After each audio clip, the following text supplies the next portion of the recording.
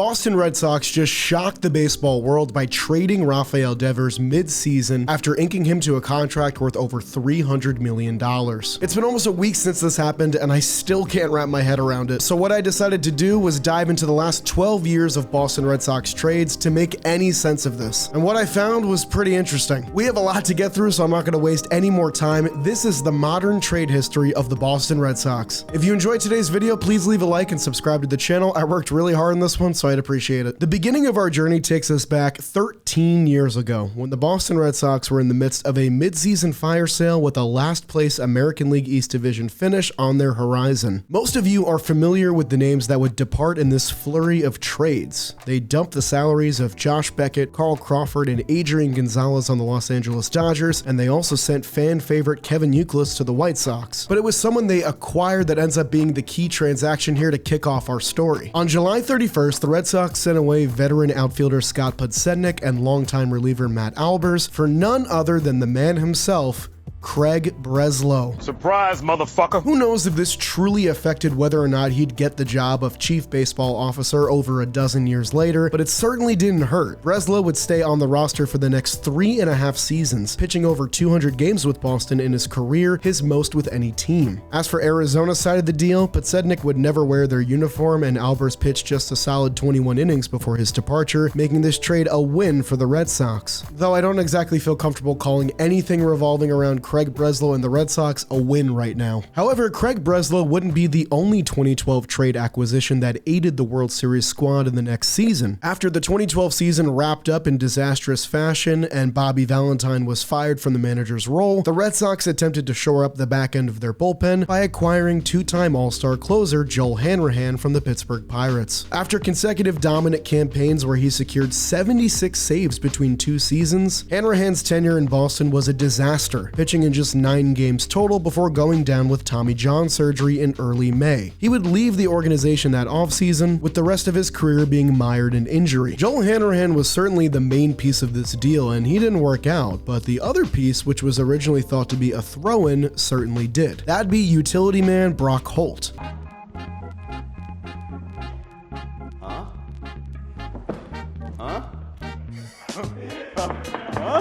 Holt played 7 seasons and every position besides catcher during his time in Boston. He collected over 500 hits and made the 2015 All-Star team. Holt was worth 9 wins above replacement as a Red Sox, while the return package of prospects didn't do much in Pittsburgh. The Pirates did manage to get their hands on Mark Melancon in this trade, who was a brilliant reliever for 4 years. He pitched to a sub-2 ERA and racked up 130 saves during his long tenure in the black and yellow. As it stands, his 51 saves in 2013 remains the most in a single season by a Pirates pitcher ever. His performance makes this trade end up pretty even overall, and it's pretty funny considering the Red Sox did this trade in the first place to get a relief pitcher. The Red Sox' biggest move in securing their rotation for the 2013 World Series was their deadline day acquisition of former Cy Young winner Jake Peavy. Peavy did become a vital cog of the rotation while Boston dealt with the injury to Clay Buchholz, but his numbers were the most mediocre of his career during his time with Boston. Peavy, who'd be traded by the deadline next year as well, pitched to an ERA 10% below league average and had some pretty poor postseason outings, so his overall value here is less than half a win by wins above replacement. This was a 3-team trade, and the big winners here are the Detroit Tigers and Chicago White Sox. Starting with the latter, they nabbed outfielder Avisail Garcia from the division rival Tigers in this 3-team swap. Garcia played over 500 games for the South Side, hit over 70 home runs, and made an All-Star team in 6 seasons with the White Sox. His 2017 season stands out impressively as he remains one of just 9 White Sox outfielders with a season this valuable since 2000. They also acquired right-hander Frankie Montas, who pitched just 15 innings for them before becoming a key piece of the trade that would bring Todd Frazier to Chicago. The main departure on Boston's side of things was infielder Jose Iglesias, who was in the midst of a breakout offensive campaign at age 23. Iglesias played 5 seasons in Detroit with spectacular defense, and he's still kicking around 2025 baseball, currently playing for the San Diego Padres. Overall, the exchange of wins above replacement is heavily favoring the AL Central teams involved here, and there's no secret why. But the loss in this trade didn't deter the 2013 Red Sox. With the help of Craig Breslow, Brock Holt, and Jake Peavy, they hoisted the 2013 World Series trophy in the wake of the Boston Marathon bombings. However, the 2014 Red Sox harnessed no such magic, falling back into last place a season later. Boy, being a Red Sox fan must give you whiplash. I'm not fucking kidding!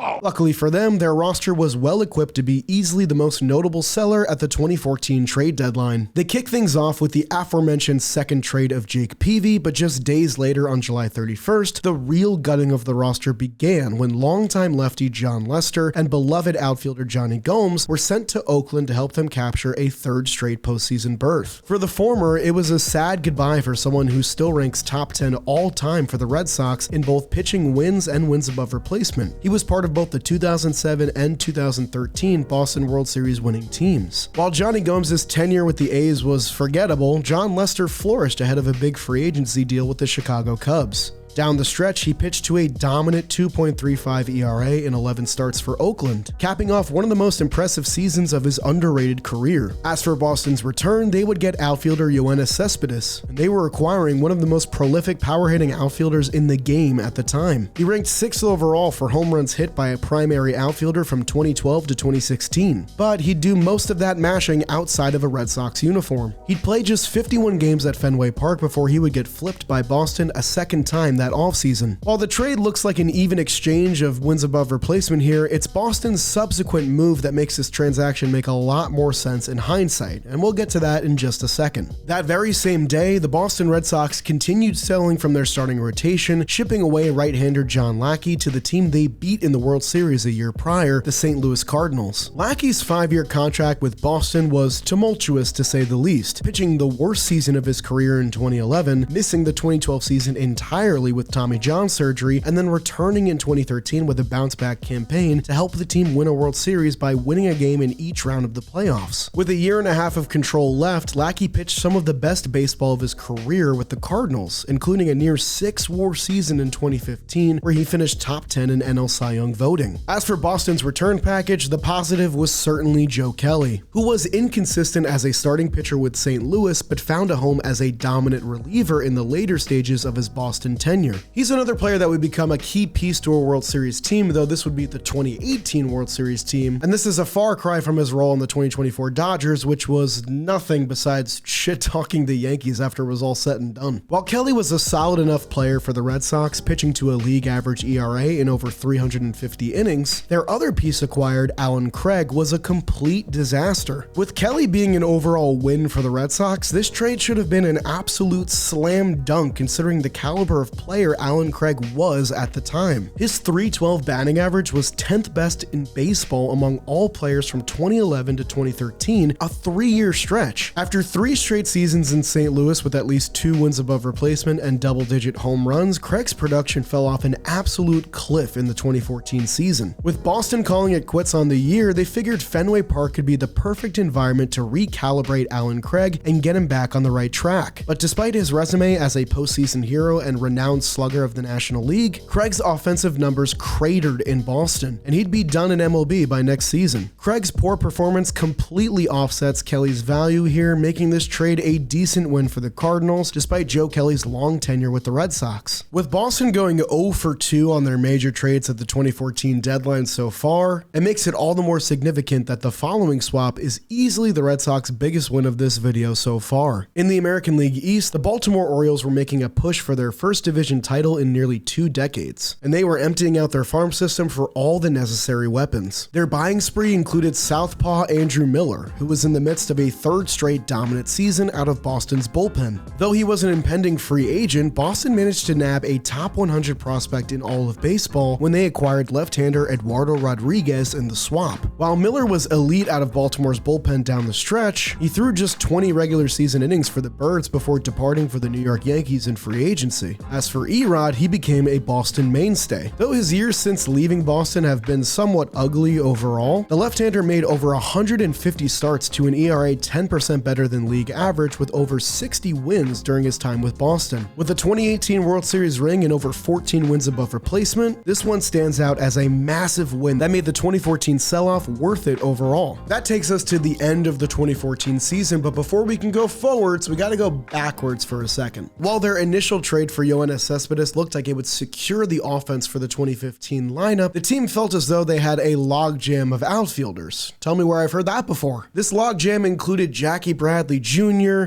Rusney Castillo, and Hanley Ramirez, which might be the funniest sentence I say in this entire video. With their pitching staff gutted from the midseason fire sale, Boston found an answer by flipping Cespedes a second time in the span of just a few months. This time he'd be sent to the Motor City alongside some pitching prospects in exchange for established right-handed starter Rick Porcello. Just a year later, Porcello would be the recipient of one of the most controversial Cy Young victories in MLB history, when his 22-win season in 2016 was enough to edge out his former teammate Justin Verlander. Overall, Porcello endured an up-and-down 5-year stay in Boston, but he's remembered as both a reliable innings eater for the organization and the dude with the dirtiest hat on the field. Porcello made at least 28 starts in each of his seasons in Boston and pitched over 900 innings overall with an above-league average ERA. As for Detroit, they would trade Yoenis Cespedes a third time in a calendar year. How come you don't want me, man? For future American League Rookie of the Year winner Michael Fulmer. The other significant piece in this trade was reliever Alex Wilson, who pitched 4 seasons in Detroit to help swing the exchange of WAR in this deal ever so slightly in favor of the Tigers, though I think both sides ended up pretty happy here. After another year with no playoffs in 2015, the late 2010s began to be very kind to the Boston Red Sox. They had a rise of new position player talent in shortstop Xander Bogaerts, third baseman Rafael Devers, and outfielder Mookie Betts, which reinvigorated the organization. A couple of key trades along the way supplemented their roster in a major fashion. The most high-profile transaction came in the offseason following the 2016 campaign, where the Red Sox returned to the playoffs with 93 wins and a division title, but a disappointing ending overall when they were bounced in the first round. With a lackluster pitching performance overall by the 2016 team, Boston's acquisition of Chris Sale ushered in a new era of Red Sox baseball. Sale had been one of the most feared starting pitchers in all of baseball for a 5-year stretch. Through the past 5 seasons up until this trade, he had finished 6th or higher in American League Cy Young voting annually. He tossed over 1,000 innings with Chicago to an ERA 35% higher than league average. Sale still resides as the 10th most valuable pitcher in White Sox history, with the second highest strikeout per 9 rating only behind Dylan Cease. And while Chris Sale battled health issues in the latter half of his stay with Boston, this trade right here might be the biggest reason why the Red Sox won another title in 2018. Chris Sale's first 2 seasons in Boston were nothing short of sensational. In his first season, he struck out over 300 batters to lead the league, one of only 7 pitchers to do so since the year 2000. In his second season, he pitched to an ERA over 100% better than the league average mark. He accrued 12.4 of his 17 total wins above replacement with Boston in these 2 seasons alone. In this 2-year window, only Clayton Kershaw and Max Scherzer had a better ERA, while Chris Sale also managed the second most strikeouts of any pitcher in this time frame. Going to the White Sox in this deal was third baseman prospect Yoan Moncada and right-handed prospect Michael Kopech, alongside 2 other bodies. At the time of the deal, Moncada was a consensus top 5 prospect in all of baseball with sky-high aspirations, and Kopech was no slouch either, rising to a top 10 spot before the 2017 regular season. Kopech stood out for his 2022 campaign as a starter, but he lacked the output you'd expect from a former top 10 prospect. As for Moncada, he was a good player with the White Sox, but his fall-off in later seasons was steep. In 2019, however, he slashed a .915 OPS with 25 home runs in a 5-WAR season and was one of the better third basemen in baseball. Overall, these two combined for more wins above replacement with the White Sox than Chris Sale got together with the Red Sox, but this trade is still viewed as a victory for Boston considering what the team won during this window. Just short of 2 calendar years after acquiring Chris Sale, the Boston Red Sox hoisted their 4th World Series trophy of the 21st century. In that time of 2 years, the Red Sox pulled off numerous minor acquisitions to aid their roster along the way, including trades for future postseason heroes like Eduardo Nunez, Drew Pomeranz, and most notably, the future World Series MVP in Steve Pearce. We will focus on one specific trade at the midseason deadline in 2018, since it gave the Red Sox a workhorse they'd rely on for the next 4 seasons. Emerging from the rubble of a second career Tommy John surgery, the odds were stacked against Nathan Ivaldi going forward as a big league pitcher, and it's honestly hard to believe that he's been pitching as long as he has. After 10 solid starts with Tampa Bay to revive his career, Boston acquired Ivaldi in exchange for left-handed prospect Jalen Beeks. As most of us know by now, Ivaldi became the hero of the 2018 postseason run on the pitching side of things, allowing just 4 earned runs in 22 1/3 innings of work. Most notably, 6 innings of relief work in the marathon 3rd game of the World Series that went 18 frames total. Ivaldi did get the loss by giving up the walk-off home run, but he saved Boston's bullpen, helping them win the series overall in 5 games. Similar to Chris Sale, this right-hander would endure injury troubles in the ensuing years, but was a reliable, effective starter for the majority of his tenure with Boston. As for Jalen Beeks, he's still kicking around the league as a dependable reliever, but his time with Tampa Bay was mostly forgettable, swinging this deal much in favor of Boston. But he has a last name that would make birds everywhere proud. Following the end of the 2019 season, Boston parted ways with longtime head of baseball operations Dave Dombrowski, handing over the keys to none other than Chaim Bloom, a former executive in Tampa Bay's front office. Unlike Dombrowski, the new hire brought a much more frugal approach to his roster construction, coming from an organization with one of the lowest payrolls in baseball. Going forward in this video, you'll likely sense a shift in the type of trades that Boston would make in the ensuing years, and there's no better trade to exemplify this shift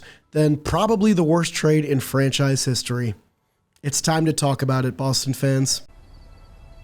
Are you sure? Mookie Betts had developed into a homegrown superstar for the Boston Red Sox during the early stages of his career. In their 2018 World Series season, Mookie Betts led the major leagues in runs scored, slugging percentage, claimed the batting title, and of course, won the 2018 American League MVP award. Throughout his 6-year stay in Boston, he racked up over 900 hits, maintained a cumulative 300 batting average, and established himself as one of the most talented players in baseball on both sides of the diamond. Heading into the 2020 season, buzz was spreading about the mammoth contract that'd be due to Betts once he hit free agency. The Red Sox had many financial decisions to make, with looming free agencies for players like Chris Sale and David Price as well. And dissimilar to their current standing in 2025, the Red Sox farm system was an absolute mess. Headlined by the likes of Bobby Dahlbeck and Michael Chavis instead of the superstar potential trio they currently hold. There is rumor that Boston did make a competitive extension offer for Mookie Betts in 2019, with that rumors citing a 10-year, $300 million offer being denied by Betts' party, though this is still questioned to this day. Staring down the barrel of a Hall of Fame caliber player walking out the door after the 2020 season with an aging core and weak farm system, the Boston front office did the unthinkable. In February, before the regular season, the Red Sox offloaded the remaining $38 million of David Price's contract by pairing him with Mookie Betts in a trade with the Los Angeles Dodgers. In return, they'd receive the number 44 prospect in baseball in Jeter Downs, which, by the way, not that this matters, but the Red Sox should have known better acquiring a player that was named Jeter. You should have known this wasn't going to work out. And they'd also received 25-year-old catching prospect Connor Wong and established Major League outfielder Alex Verdugo, who was coming off a 3-WAR season. If this doesn't sound like a lot, that's because it simply wasn't. 5 years removed from this swap, it's still hard to fathom that this took place in the first place. And the rest is history at this point. Los Angeles acted swiftly to get a large extension signed, inking Mookie Betts to a 12-year, $365 million deal, cementing his future in Dodger blue. In his first season with the Dodgers, he led MLB in WAR and helped the team snap a 32-year World Series drought. He's been an all-star every season in Los Angeles. He already has more home runs as a Dodger than with the Red Sox, and oh yeah, he won another ring with them last year too. As for the Red Sox return, Verdugo enjoyed some solid seasons with Boston, but nowhere near the caliber of play of Mookie Betts. Connor Wong had some solid play, but he recently lost the starting catcher job to another trade acquisition, Carlos Narvaez, this season. Worst of all, Jeter Downs got just 41 plate appearances in 2022 before getting cut from the organization entirely. In a video full of mind-boggling trades, this one will always take the cake in my mind. I know the Devers trade was the catalyst for this entire video, but this trade is worse by a country mile. In comparison, the Devers package isn't even that bad, though I'm not going to start barking up this tree. We got stuff to take care of. The only saving grace of a disastrous last-place 2020 campaign for the Boston Red Sox was their mid-season acquisition of Nick Paveta from the Philadelphia Phillies. The team sold from their decent bullpen, dishing out Heath Hembree and Brandon Workman to the Phillies as they attempted to snap a playoff drought of their own. However, both relievers got shelled in the second half, contributing negative wins above replacement in their lone forgettable seasons with Philadelphia. As for Nick Paveta, who was never ranked as a top prospect in Philadelphia's system, he found a home in Boston. Nick Paveta was an above-league average arm by ERA plus in over 600 innings. His most notable performances came at the end of the 2021 season, securing the save in Game 162 to clinch a postseason berth, and dealing 4 scoreless innings in Game 3 of the division series. Overall, this ends up being a 10-war swing in Boston's favor, so it's hard to complain about Paveta's performance. This has us arriving at Boston's last postseason campaign in 2021, and it's crazy to think about the fact that the team with the most World Series this century hasn't made the playoffs in 4 years. The Red Sox were very active in the trade market this season, but we won't spend too much time on any of these swaps specifically. They prematurely dumped a struggling Andrew Benintendi on the Kansas City Royals in a messy 3-team trade where it kind of feels like nobody won. They nabbed Kyle Schwarber from the struggling Washington Nationals after he told every DC reporter in sight to stick with the team because they were really good, and he ended up being a key contributor down the stretch. Their next trade with significant impact came in another sell-off during a lost season in 2022. Throughout most of the trades discussed in this video, a guy named Christian Vazquez was on Boston's roster. The beloved Boston backstop guided some successful pitching staffs while also hitting just a little bit in his time at Fenway. Also, I gotta mention this because it's utterly ridiculous. In 2021, he led the team in stolen bases. A guy who looks like that led the team in stolen bases with 8. You learn something new every day on this channel. A year removed from playing hero in the 2021 playoffs, Vazquez was shipped off to the Houston Astros. In the 35 games he played over there, his numbers returned back down to earth after a good first half, though the club ended up World Series champions with his help, so they can't complain too much, I guess. In the swap to acquire the last 2 months of Christian Vazquez's contract, the Astros sent away 2 prospects who ranked outside of their top 30, one of them being Wilyer Abreu. Abreu has turned into one of the better corner outfielders in the game right now with impressive pull power and a cannon for an arm. The Red Sox are dealing with a position player logjam that leaves his future with the team questionable, but as it stands, this was a massive win for the Red Sox in an otherwise throwaway trade. And the Houston Astros could sure use a power-hitting corner outfielder right now. Much like 2022, many of Boston's recent seasons have resulted in active selling, but it was their trade of a pitcher of their own just 3 weeks later that will remain one of the biggest blunders we see in this entire video. After Chris Sale missed the 2020 season entirely and made just 11 starts between 2021 and 2022, it was a pleasant surprise when the Cooperstown-bound southpaw pitched over 100 innings in the 2023 season. Attempting to capitalize on his re-established value, the Red Sox shopped their longtime ace and found a suitor in the Atlanta Braves. In return, they received Vaughn Grissom, who became the odd man out in the Braves infield due to his struggles to play a good defensive shortstop. But this trade ends up being probably the most comical on the list today. Immediately after donning a new uniform, Chris Sale returned to his prime form of the late 2010s, leading the National League in wins above replacement, wins, ERA, strikeouts, and home run per 9 rate, en route to the long overdue first Cy Young victory of his impressive career. As for Vaughn Grissom, his struggles have continued and he spent most of his time with the organization at AAA in yet another failed experiment for the seemingly cursed ball club. As it stands currently, this is yet another massive loss in a trade for the Boston Red Sox. And this was the first major move executed by none other than Craig Breslow, who assumed the role of chief baseball officer from Chaim Bloom following the conclusion of another middling season in 2023. His moves since this blunder with Chris Sale have been mostly positive. We're not going to spend too much time on these because I don't really know how they'll develop in the near future, but we'll reference them for sure. The Red Sox pulled off a trade for Garrett Crochet and swiftly extended the left-hander, watching him evolve into someone who will be dominating the American League for years to come. They gave up a lot of prospects in this deal, so it's hard to say if this one's a clear win for them yet, but Garrett Crochet makes this team infinitely better. The Red Sox also might have found their catcher of the future when they dealt their number 24 prospect, Elmer Rodriguez Cruz, for Carlos Narvaez in a swap with the New York Yankees. Narvaez has been dynamite on both sides of the ball in a breakout campaign this year so far, but it's hard to really celebrate those moves with the recent dealing of Rafael Devers to the San Francisco Giants, which is the whole reason we're here in the first place, as the last remnant of that 2018 team is now gone forever. Brezlo has assured the Boston faithful that the team will be better for this move, but in all honesty, I view the other side of this as the far more likely scenario. The successor to David Ortiz, a Dominican left-handed power hitter, a homegrown guy, one of the 10 best hitters in baseball right now, is gone and his prime years go with him. Whether you blame communication issues, financial strings, or just general dysfunction, this failure falls squarely on Boston ownership and their front office, which by many accounts has lost the way of the front office groups that that preceded them. I feel for Boston's fans because right now the future feels extremely uncertain. And that will cap off the 13-year modern trade history of the Boston Red Sox. Thank you so much for watching to the end of today's video. If you enjoyed it, please leave a like and subscribe to the channel. I apologize for my hoarse voice. I had to battle through this one, so I appreciate you watching along. But that'll do it for me, and I'll see you guys next time.